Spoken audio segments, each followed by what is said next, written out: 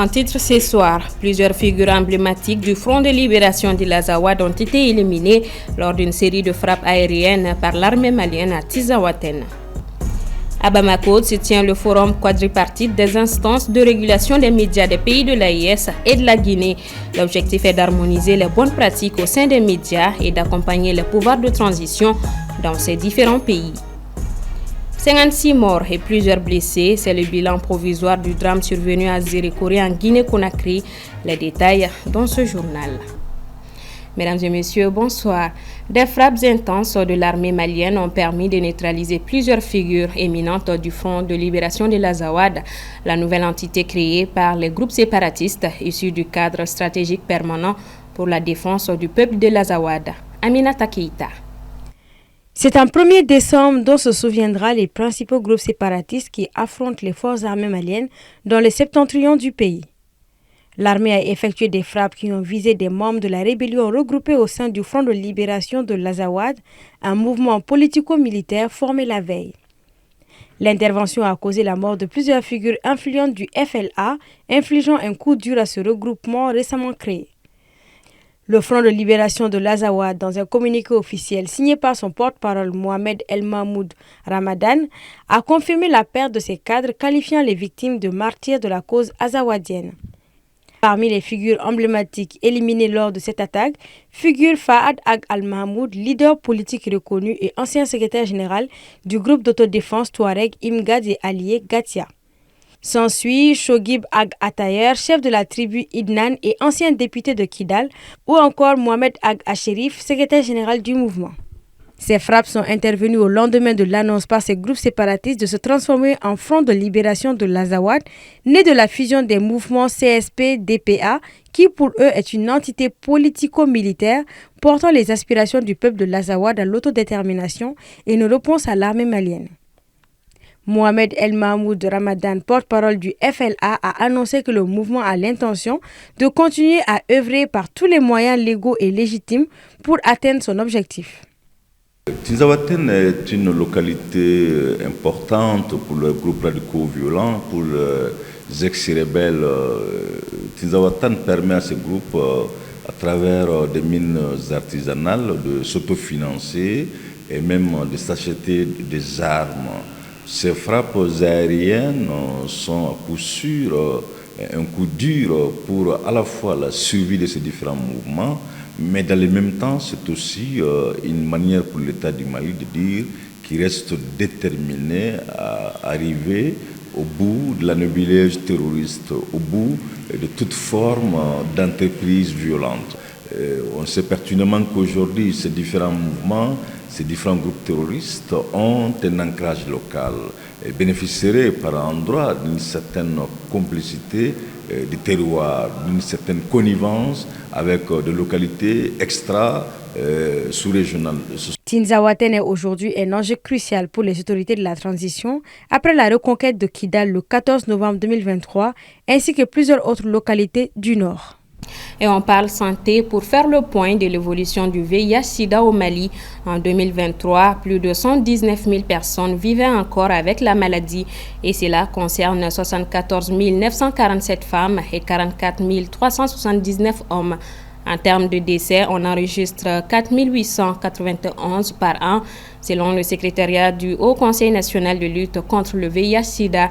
Quant à la prévalence de la maladie, elle est beaucoup plus élevée, avec 12,6% chez les homosexuels, 11,7% chez les transgenres et 8,7% chez les travailleuses du sexe.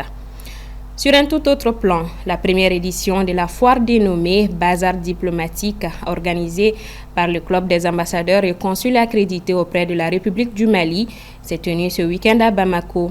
Un cadre pour raffermir les liens d'amitié entre le Mali et plus d'une vingtaine de pays participants. Paul Yapinguesson.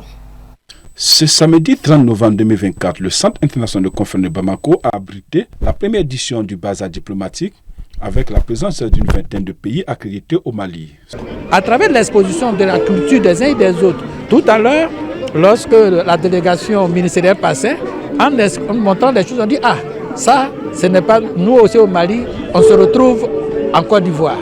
Vous voyez qu'à travers ces genres d'actes, on se voit beaucoup plus proches les uns des autres. Et cela va contribuer fortement à la paix entre les peuples. Et vraiment, nous sommes heureux de participer dans ce pays qui, vous le savez, nous avons des relations très très anciennes, ancestrales et même spécifiques avec le Mali. Et nous contribuons par cette présentation au développement des relations culturelles surtout avec le Mali. Au-delà des expositions des produits et des découvertes des spécificités de chaque culture, le bazar diplomatique est avant tout un espace d'échange et de partage. C'est une manifestation concrète des chefs des missions de se rapprocher de la population malienne et de mieux comprendre ses attentes, de jauger son sens du partage. Espace de convivialité. Il s'agit à travers cette activité de raffermir les liens entre le Mali et les pays. C'est fort de cela que des participants appellent à pérenniser cette initiative pour une durée un peu plus longue. Moi, je suis très contente, très ravie, puisque je suis au Mali ici, mais je vois les produits guinéens. Tout ce qu'on a en Guinée, on le retrouve ici. Vraiment, c'est très intéressant. On demande aux diplomates que ça soit continuel. Et puis, mais la seule journée, là, c'est un peu court. Si on pouvait avoir une semaine, sinon 3 jours, là, ça allait être mieux. En accueillant ce bazar, le Mali confirme son rôle de pont entre l'Afrique et le reste du monde. C'est également une manière de valoriser son propre patrimoine culturel qui est mis en valeur aux côtés de ceux des autres nations. Nous restons au CICB où se tient depuis ce lundi matin la première édition des Journées économiques du Burkina Faso. La cérémonie d'ouverture était présidée par le Premier ministre, Djeneba Samaki. La Confédération des États du Sahel a défini comme modèle de développement économique un développement endogène, la capacité à produire les biens de consommation, mais aussi la capacité pour ces États à maîtriser les ressources naturelles ainsi qu'à réaliser des infrastructures de base afin de permettre un développement économique inclusif et participatif.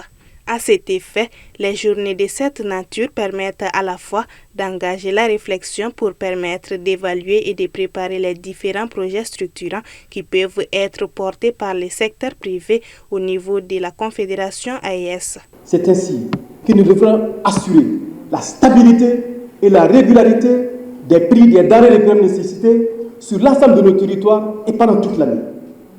Lutter contre l'inflation qui casse l'économie, qui détruit l'épargne et qui augmente le chômage. Nous devrons aussi mettre des actions de façon à protéger le revenu des ménages, notamment les ménages les plus défavorisés. Les journées économiques du Burkina Faso au Mali se veulent une tribune, un cadre d'échange du monde, du commerce de nos 3 pays et en vue d'une expression commune des problématiques et des propositions de solutions pour une intégration économique véritable. Les pays de la Confédération des États du Sahel entendent désormais relancer leur économie pour une meilleure défense économique de l'espace. Notre présence ici témoigne de l'engagement de nos 3 chefs d'État à encourager la mise en œuvre des actions communes en faveur du développement du secteur privé afin que celui-ci puisse pleinement jouer son rôle de moteur en matière de création de richesses et d'emplois au profit de la jeunesse. La première édition des Journées économiques du Burkina Faso au Mali intervient dans le cadre de la rencontre des ministres en charge de l'industrie et du commerce des pays membres de la Confédération AES, tenue à Bamako du 17 au 19 octobre 2024.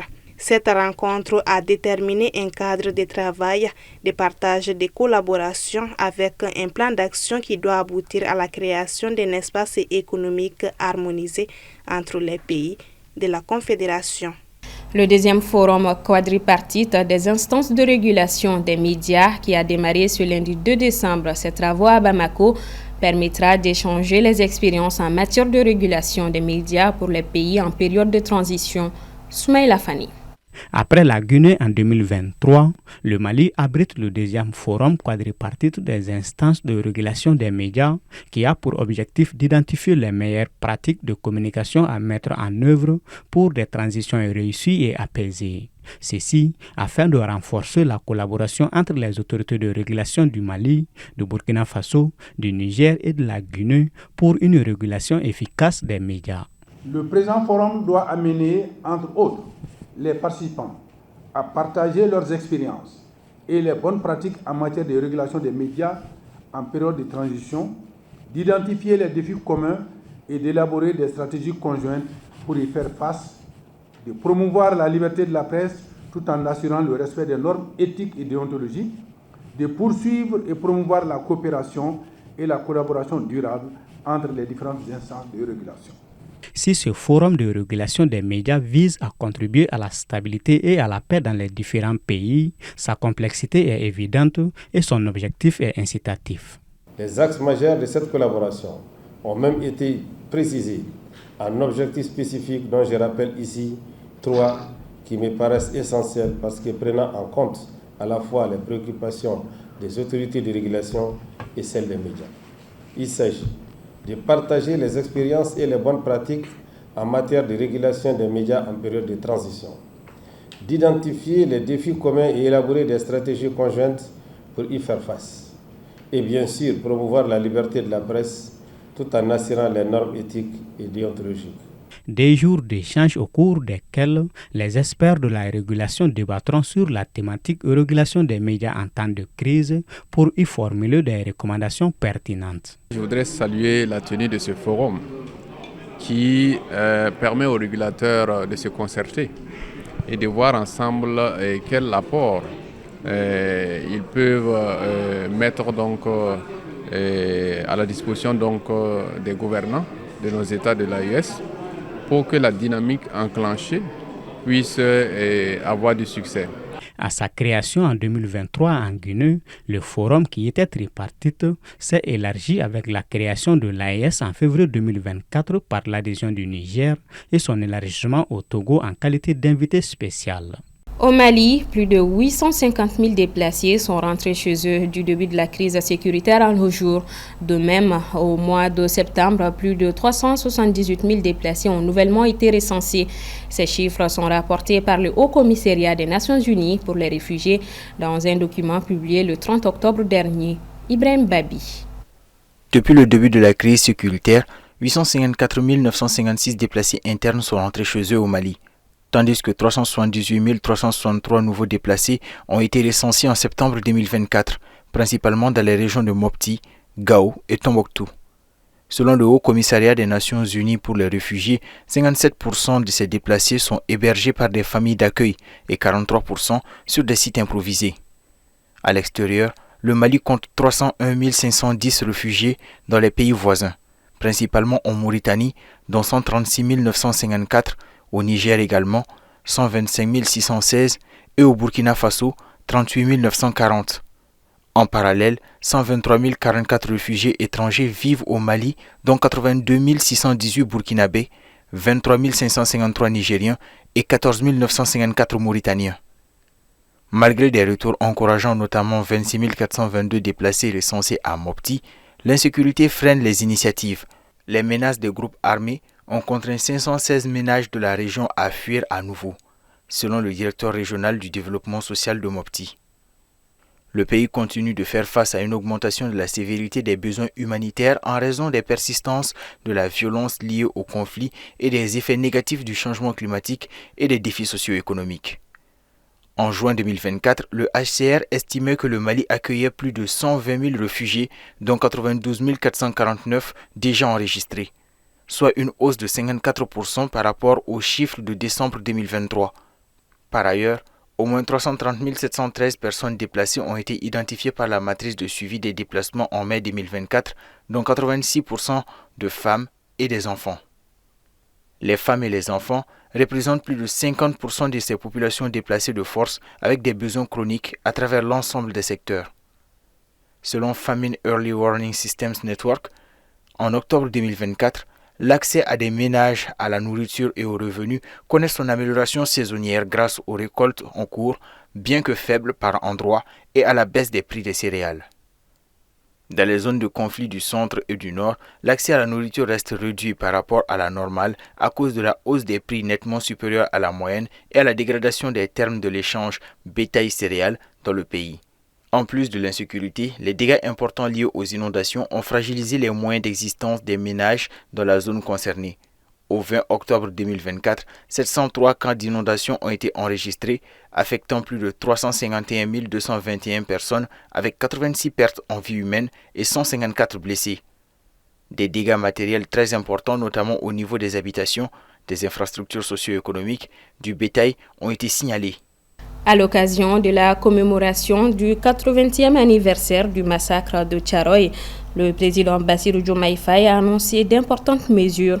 Il s'agit de l'érection d'un mémorial en l'honneur des tirailleurs à Thiaroye pour, je cite, servir de lieu de recueillement et de mémoire ouvert à toutes les actions, à toutes les nations dont il était originaire, ainsi qu'au public. Fin de citation.